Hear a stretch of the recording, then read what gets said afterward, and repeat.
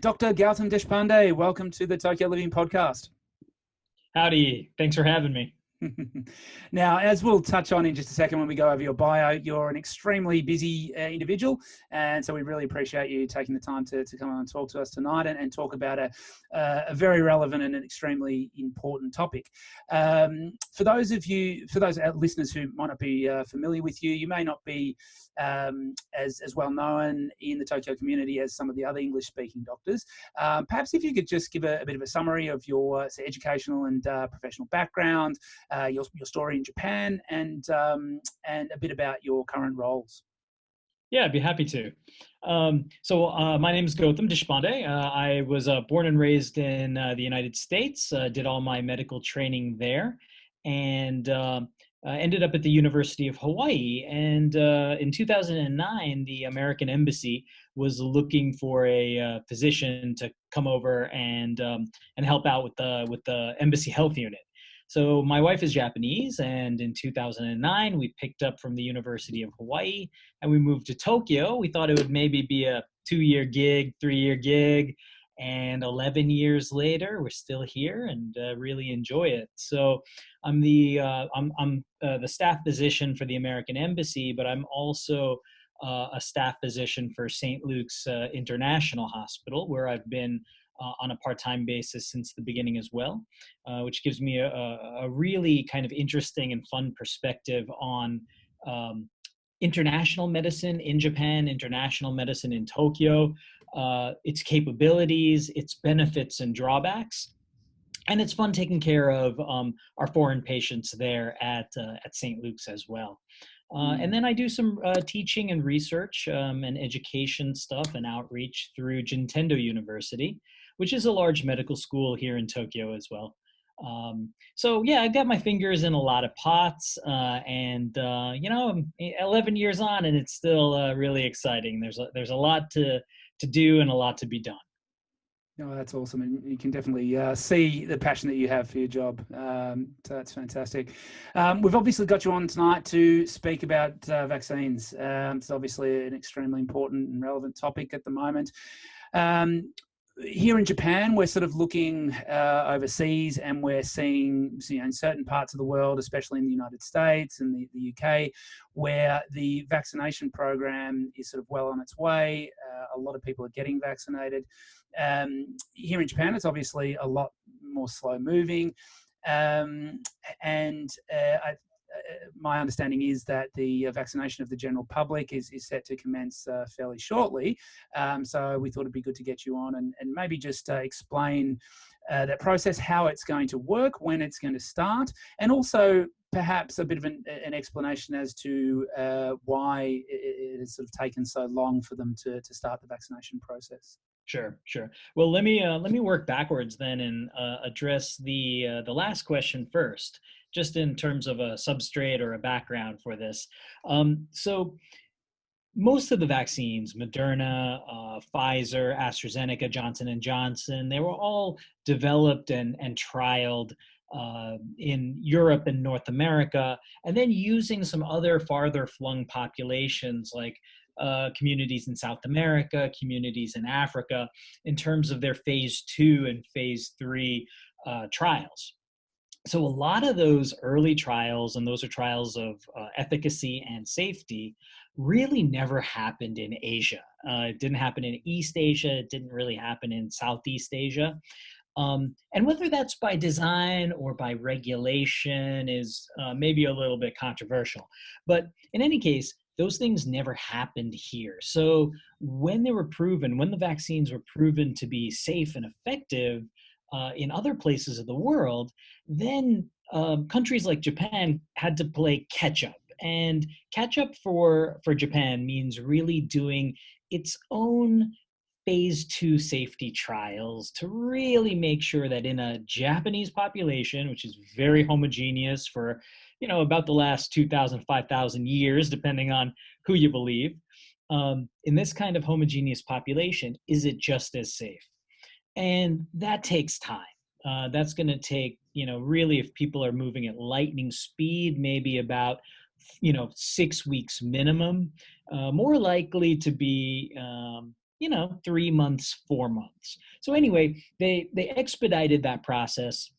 They did these mini phase 2 trials, and for Pfizer at least, they said, yeah, this is safe in a Japanese population as well. So that sort of explains the delay when we compare it to North America or Western Europe. Sure. So Pfizer is the only approved vaccination right now. The Moderna vaccine and the AstraZeneca vaccine applications have been languishing on the PMDA's desk. Now, the PMDA is the approval arm of the health ministry. And honestly, I thought that at least the Moderna vaccine would go through a little bit quicker. AstraZeneca, as you guys probably all know, has had a lot of problems right from the get-go. But I thought Moderna would get approved a little more quickly. It hasn't, and we don't really have good data from the Japanese government side as to why that's slowing down. So in any case, it's only Pfizer right now. So there's another kind of sort of bottleneck. We only have one item to work with, one product to work with here. So that's sort of slowing down the gears a little bit as well. It did get approved. I believe it was the third week of February, and the plan was to get all the healthcare workers done first. Now there's 4.8 million healthcare workers here in Japan that they were targeting. As of last week, I think they hit 1 million healthcare workers last Friday. Wow. Yeah, in about 6 weeks, they've only gotten about 1 million of this 4.8 million target. Gosh. But that being said, the million went pretty smoothly. There were no reports of deaths. There were no reports of massive disabilities or anything scary like that. So now the door is, I think, more comfortably open for this Gen Pop rollout, the general population. Sure. That's going to start on... Mm-hmm. Oh, sorry. Just going back to those the sort of mini phase 2 trials that they did in Japan, and they show that it was the safety was completely the same in Japanese population as Absolutely, yeah. And they were looking at of course the range of side effects, but especially worried about clots and blood clots and anaphylaxis, anaphylaxis is a severe allergic reaction. And in those early trials, they didn't really see any significant difference with the overseas data. Yeah. Okay. Now, anecdotally, I have heard that maybe there's a little more allergic type reaction amongst the communities of populations that they've already rolled it out in here in Japan. But that being said, these numbers are so low to begin with that even doubling a super low number is still a super low number. Super low number. Yeah. Sure. So I'm happy to say, and I was actually worried about this, that, nothing was enough to throw a monkey wrench in the works, and it's still proceeding as planned. Yeah. Okay. So April 12th is still the doors open day for general population vaccine, and they're going to start with older people greater than 65 years old. Now, they don't have quite enough to just sort of do all 36 million older people. I think that was the hope 4 months ago, is that they would have enough supply to just sort of get it open in all communities. Well, the vaccine is coming in sort of piecemeal. They'll get a couple 100,000 on this day from this source, and then they'll get a couple of thousand from this day from this source. And it's sort of coming in week by week. It's sort of trickling in. So that supply chain is just not predictable in terms of... Exactly. Yeah. Okay. I think it's not predictable for a bunch of different reasons. There's actual manufacturing shortfalls because every country is wanting this now. And then there's actually supply chains, so trucking delays, of course, airline delays. And, Pfizer needs to be kept at minus 80 degrees, which is really, really cold. Yeah. So, there's a multitude of places where things can go wrong, and it just sort of slows everything down. Yeah. But that being said, Prime Minister Suga mentioned a few weeks ago that his goal was to get enough vaccine for the entire Japanese population, foreign residents included, by the end of June, so by June 30th. So they're doing their utmost to get, even piecemeal, little by little, all of those 126 million doses times two, because Pfizer takes Yeah. two doses, into the country by June 30th. Okay. And so they had a target of vaccinating 4.8 million healthcare workers and have fallen drastically short of that. Is that a supply issue, or is it an actual process issue in terms of getting those people vaccinated, getting the vaccine to them? And also the fact that process has been held up, is there an argument that the healthcare workers should be vaccinated before they actually start vaccinating the general public? Yeah, I think that at least in the beginning, it was really a supply problem. Even though Pfizer got approved in the third week of February, there just wasn't enough to do even 100,000 right in that first week. So in the 6 weeks, each week sees a little bit increase in actual supply. Yeah. So we also saw the speed of vaccination amongst these healthcare workers kind of go exponentially up over the 6 weeks. So if we just look at how many people per time were vaccinated early on, it was pretty low, and now it's actually pretty high. They're not doing 1 million a day like I see places in the United States or places in Europe doing, but it's certainly each day they're able to deliver more vaccines into arms. Right. So it's getting faster and faster. Now, this bodes well because, once the doors open to general population on April 12th, which is next Monday, you've got 36 million elderly people, so over age 65. And then you've got a roughly similar number of people with very severe conditions that they want to get done as well, comorbidities. And after that, say roughly 70 million people, then you've got another about 50, 60 million folks in truly the Gen Pop, who over 16, because it's only approved for people over 16 right now, who they're going to need to sort of mass vaccinate. And it's going to take time. I the thing that we know the most is that it's just going to take time based on what we're seeing right now. Yeah. I mean, in your opinion, is that a target of getting... so is their target having everyone vaccinated by June, or just having enough vaccination in the country to actually... to start making that possible? Yeah, Sam, that's a great point. You hit the nail on the head, because if you look at the actual language that Suga used, that his ministers and advisors used, they've always, and I think deliberately, fallen short in saying we're going to vaccinate everybody by June 30th, even though that's the way it was sort of interpreted by a lot of people. They very deliberately did not say that. They said, our goal is to get enough vaccines to get the whole country vaccinated by June 30th. Yeah, okay. So I think they're sort of, the best thing that they can promise is that they'll have enough supply by that point. Yeah. And then, I mean, so how will it work in terms of the next tier of general population individuals to be vaccinated? Is it just 65 and over and then free for all, or is it tiered down by age group, or okay? So the healthcare worker rollout was sort of it was kind of almost like another safety trial, if you will, but just sort of in a population-wide safety trial. And it was administered by the health ministry, so central government health ministry.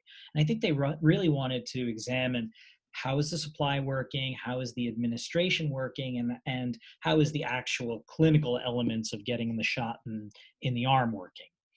Now that they feel safe and comfortable, the general pop rollout from April 12th will be administered by each ward individually. So, for example, I live in Meguro Ward, Meguro-ku, and Meguro Ward, our city office has a section of public health, as does every city office, and they'll actually be responsible for getting the shot for my family. Yeah. Now, some people, and by people I mean public health people that I know here in Tokyo, or central government people, some of them are really excited by that prospect because they said rolling out 4.8 million vaccines to healthcare workers in a centralized way is really, really difficult. Those are big numbers. Whereas if you give the coups the ability to do this sort of locally and more flexibly, that's going to be a lot more efficient. Other people that I've talked to sort of say, well, the coups are all different, and some coups are really, really good and efficient and smart, and other coups, maybe not so much. So there will be more variation. But, I think overall, I think it's a smart idea to have each coup,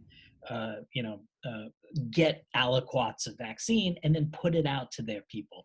So what that's going to look like starting next week is, okay, so let's take the older people next week. The older people in Setagaya-ku are going to be the first to actually receive vaccine.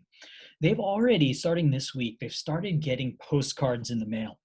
Right. Yeah. Okay. That was going to be my question, how it works in terms of their location. And the postcards basically have their name, their address, some other information, and then a phone number to call. And that basically links them back to the ward office. And then they make an appointment. Your appointment, we don't know the details yet, but it looks like the appointments are going to be set for between 1 week and 3 weeks from the time that you get that postcard. So you call in, you make your appointment, and it'll tell you where to go. So there's going to be these designated centers in each coup. And I think each coup will be allowed to decide what kind of vaccination center they want. Maybe some of them will choose a hospital to be the vaccination center. Other ones will actually bring doctors to maybe a municipal center or something like that to be on hand while nurses give the shot. So I think there's some flexibility there. But that postcard in the mail is that key. It's like the Willy Wonka golden ticket. You get it, you call, you make your appointment. Run down the street and wave it in the air, and everyone's waving their tickets in the air. Yeah. Grandpa jumps out of bed. Nice. But that's the way it's going to look. So they're going to roll out these postcards for older folks first. One of my patients told me today that he heard, he lives in Shibuya-ku, and Shibuya is sending out postcards for vaccinations starting the following Monday. So I believe that's the 22nd. Right.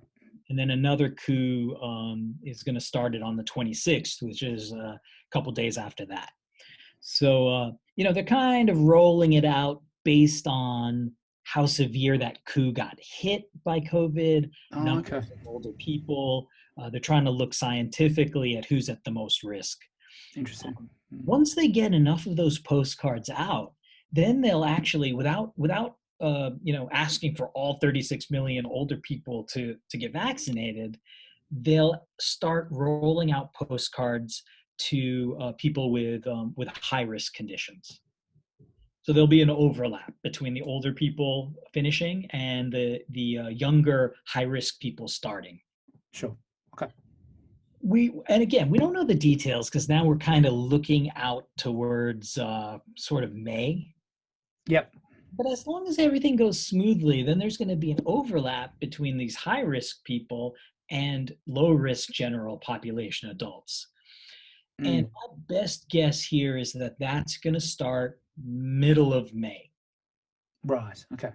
It's just a guess right now based on kind of trajectory and what I'm seeing and what I'm hearing. But I think that's probably what we can expect. Okay. Interesting. All right, that's yeah, it's good to know. But like you said, it could yeah, it could change as things progress, and yeah. Absolutely. So one thing that might change that is if there's a big supply problem, like Sure. a big aliquot of the Pfizer vaccine that was slated to come to Japan, there's a manufacturing side problem. Or some other, like the vaccine is found to be underproduced or wasn't produced correctly. Or on the opposite side, if Moderna gets I was just about to ask that. Yeah, what happens? Yeah. right? So, I mean, suddenly if we get availability of another couple of million doses of a competing brand, then that could theoretically speed things up. And that's what I'm hoping for. Yeah, but at the moment you don't really know how likely that is. They're not really saying anything in terms of. They Okay. really aren't. And I think it's kind of, it's sort of, it's a little bit strange to me, honestly, Mm, that Moderna just, the application really doesn't seem to have moved. And there's no good reason for that because there's plenty of data from North America, from Europe, from Australia, from, basically everywhere that it's been rolled out that says that it's a good, safe competitor to Pfizer. yeah. And let's say that it was approved. How would that work, sort of logistically? I mean, would you just receive your postcard in the mail, and you'd have no say which vaccine you got? It would just be luck of the draw. Correct. Now, an advisor to Suga, his name was Kobayashi, last week during a press release, he did say that in the future, I think he was sort of looking at fall 2021 or maybe next Christmas. He said at that point, people might have a choice. Right. But for right now, I think it's going to be you basically have access to whatever's available. And honestly, from my point of view as a clinician, I think that's absolutely fine. Sure. I've been telling my patients exactly that since December 2020 is don't worry about what it is so much as whether you can get it. And whatever they offer you, take it as quickly as possible. Sure. Because the efficacy of all of these vaccines across the board are really good. They're actually more effective than the flu vaccine is in most years. Yeah, sure. And the conspiracy theory is that they're just saving the AstraZeneca to give to all the gaijins. That's Oh no, who knows. I discount nothing. But Fair enough. that being said, I think the Japanese health regulators reflect the larger culture in the sense of they are very, very cautious. They're, Yeah, of course. from a safety point of view, but also from a PR point of view, Yeah, media point of view. These things can be pretty sharp in Japan when it yeah, comes to vaccines. So I think that they're being extra, extra cautious about not approving a vaccine for Gaijin or anybody. Um, that will end up burning them later on. I guess sort of on that topic, I was talking to a colleague today that mentioned that all the news that they see out of the UK, a lot of it is just promoting the safety and the efficacy, but especially the safety of the vaccine, so that people, the citizens, feel comfortable with it and everyone's on board. How is that being done in Japan, and what is the overall sentiment? Because just publicly, it seems like there's a feeling that maybe the Japanese won't be that keen to get, or there's certain parts of the population that might not be that keen to be vaccinated. Do we have numbers on that, and how is that looking, and has it improved since the talk about vaccination started? Yeah, it has. And I'm happy to say it's improved a lot, actually. Yeah. So when we were having these early vaccination conversations, say fall of 2020, there was this sort of grim expectation that there just wasn't going to be a lot of vaccine uptake here in Japan because of some bad publicity and bad press from measles vaccines about 20 years ago, 30 years ago, and then Yeah.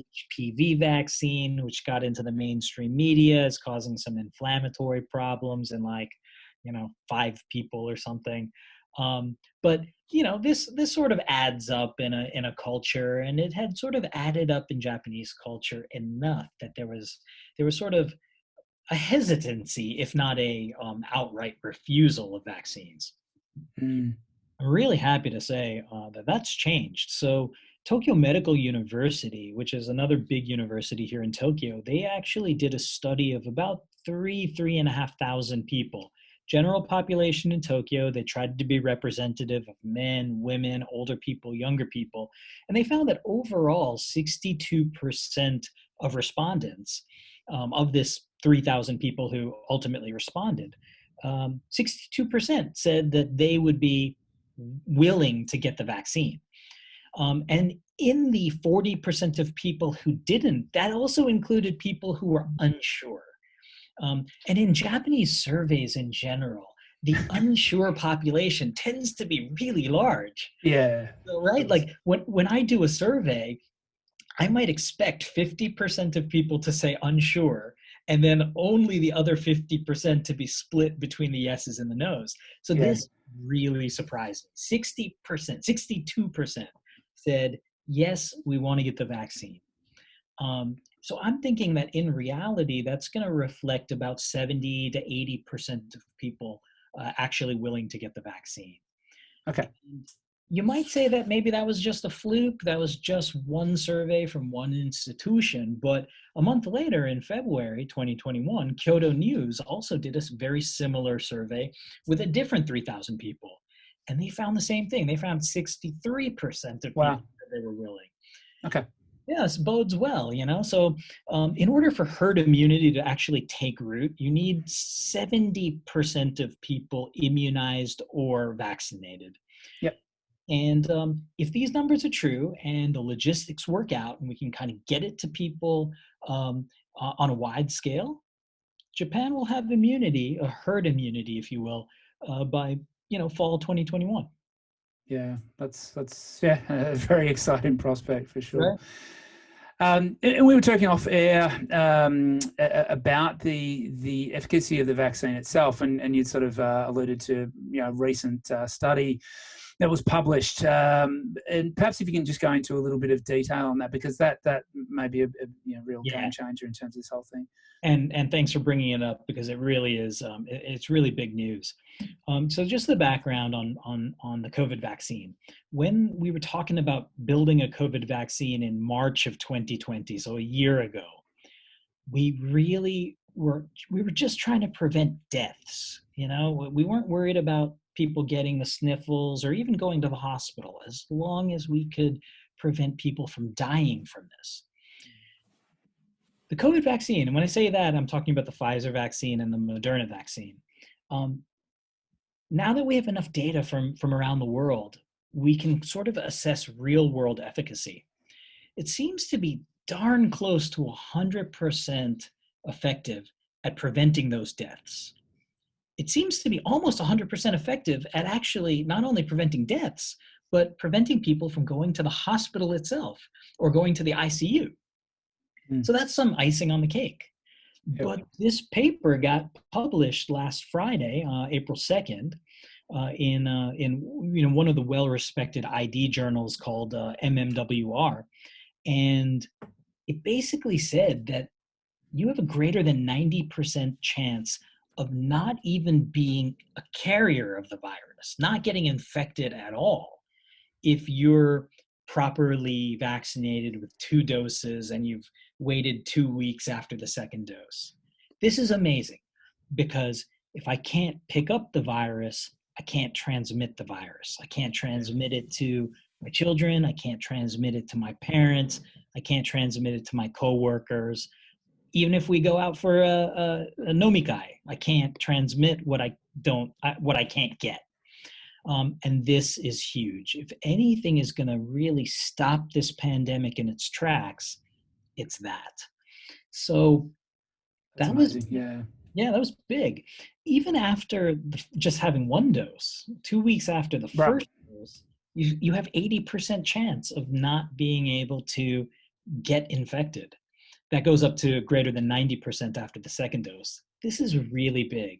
And this is one of the major reasons that I think everybody who's on the fence about the vaccine should really consider getting it. This looks more effective than the flu vaccine, more effective than, basically any of those vaccines out there that we give, on a routine basis. So. Just going to move in a slightly different direction now. This is a question, a little bit more of a medical question regarding the safety of the vaccines, and this is relevant to my family. My wife is 14 weeks pregnant at the moment, and thank you. We were wondering, I mean, what have there been trials done or even case studies regarding the safety of the vaccine in pregnant women? And then I guess as an extension of that, for breastfeeding mothers as well. Sure. The United States has this special registry called the V registry for pregnant women who are getting vaccinated. So although we don't have great data, we don't have sort of specially designed studies to look at safety or efficacy in pregnant women alone, we have a growing amount, and it's a large amount of data from this V registry. And it seems for all intents and purposes, that the vaccine appears to be safe in both pregnant women as well as breastfeeding mothers. So even though, the data isn't wholly sort of set in stone yet, the overwhelming sense from the existing data is that it's safe. And that was, of course, borne out in the early phase 1 studies. So the animal studies, they also do these animal studies in, pregnant animals as well, because they're looking for birth defects and they're looking for miscarriages and things like that. And safety was shown there. But of course, people are different than lab mice. Sure. Once they rolled it out in the phase 2 and the phase 3 trials, they also didn't see any increase in these bad outcomes. And now that it's post-marketing data, now that it's out there everywhere, registries like the V registry are exactly looking for that. And we're not seeing any uptick in pregnancy-related poor outcomes. So I think what we do at the end is then we say, okay, so based on what we know, is it worse to have the disease and just sort of grin and bear it and get through it no matter how bad it gets, or have the vaccine? And I think it's clearly have the vaccine. Sure. One story that really sticks with me is that in the second wave, it was either the end of the second wave or the beginning of the third wave, we had a patient at the hospital, and she was a young woman, and she was pregnant. And she ended up spending, a good almost 4 weeks in the ICU on the ventilator. Eventually it was a good outcome. She did well, but it took a long time. And that month was really, really scary. Pregnant women, even though the overall risk is low, pregnant women are at slightly increased risk for having bad outcomes from COVID. So, and why is that? I think it's because the immune system really changes during pregnancy, and a lot of physiology actually changes during pregnancy. Some things get looser, some things get tighter, you get more blood volume, you get more blood sort of congesting the heart and lungs simply because there's more fluid running around, plus the immune system changes. At the beginning of pregnancy, the immune system actually looks at a developing fetus like an alien. And then somewhere halfway through pregnancy, things change, and suddenly your immune system becomes super defensive, trying to defend this little baby. But those are all strange perturbations, and we think those perturbations are what the COVID syndrome sort of takes advantage of. So because of that, there's a slight increase in risk of poor outcomes. So I'm basically telling all of my pregnant friends and family to get the vaccine unless there's a clear other contraindication not to. Sure. Okay, no, that's super helpful. And as far as I know, of course, I'm obligated, and ethically I should say, please do talk to your OB doctor if you're thinking about this. but all of my OB colleagues are also saying the same thing, that it's Yeah. probably safer to get it than to not get it. Okay. All right. No, that's great to know. I guess the last question that I had related to this was, will the vaccination change any, or as far as you know at the moment, will it change anything in regards to travel restrictions? Do you know if the government have looked at, changing quarantine measures or anything like that once the vaccine's rolled out?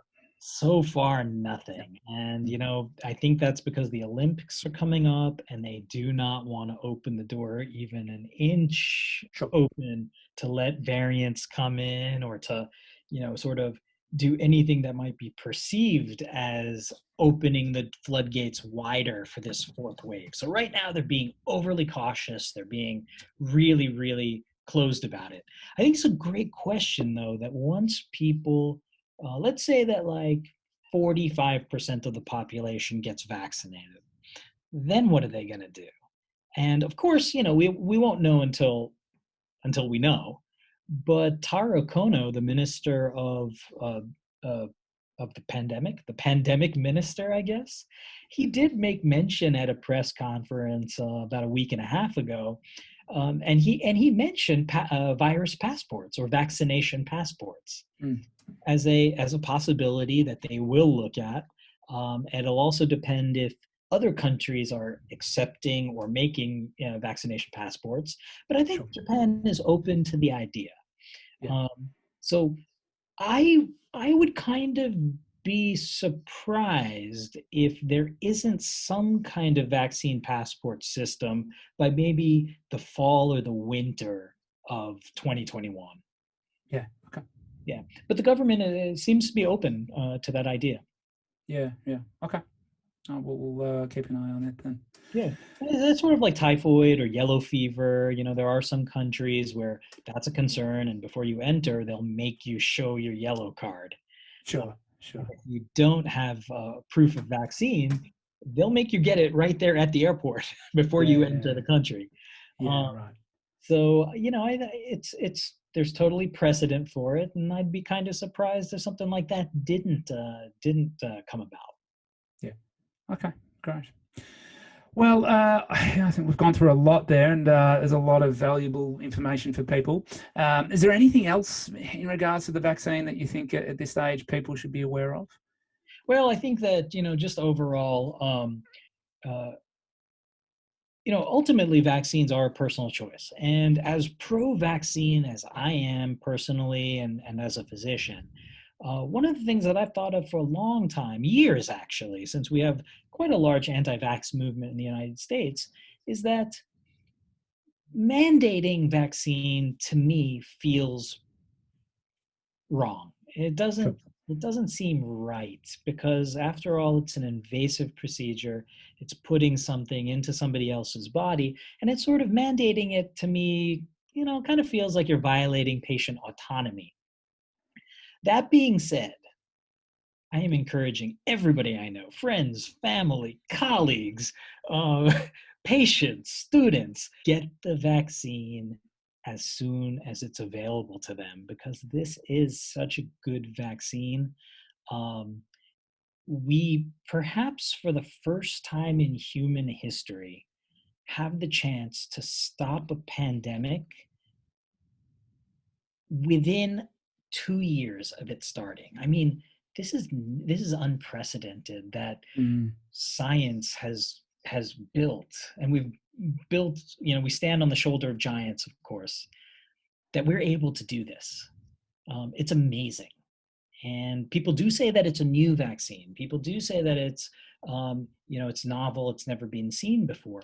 But we've been working with this very science for 10 years, 20 years, 30 years. There's really nothing new about the technology.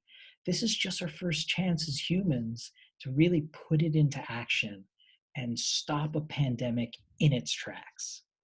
Yeah. And if we can do it in, say, 2 years this time, maybe in 50 years when this happens again, we'll be able to stop it in a month or two. And Right. that's really exciting. So Yeah. Well, that's a powerful way to end. Dr. Deshpande, really appreciate your time today. We may get you back on in a couple of months' time once the rollout starts, and people may have sort of further questions at that stage. But yeah, the information that you've shared with us tonight's been fantastic. So yeah, really appreciate it, and hopefully we can catch up again in person in the not too distant future. That sounds great, and thank you so much for having me on. As you can probably tell, I love talking about this stuff. It's been all consuming for me for the last year, and it's great to actually have an audience to talk about these important things. So thank you very much for doing this for the foreign community here in Japan, in Tokyo. And stay safe. I hope your whole family stays safe, and I hope everybody around you stays safe as well.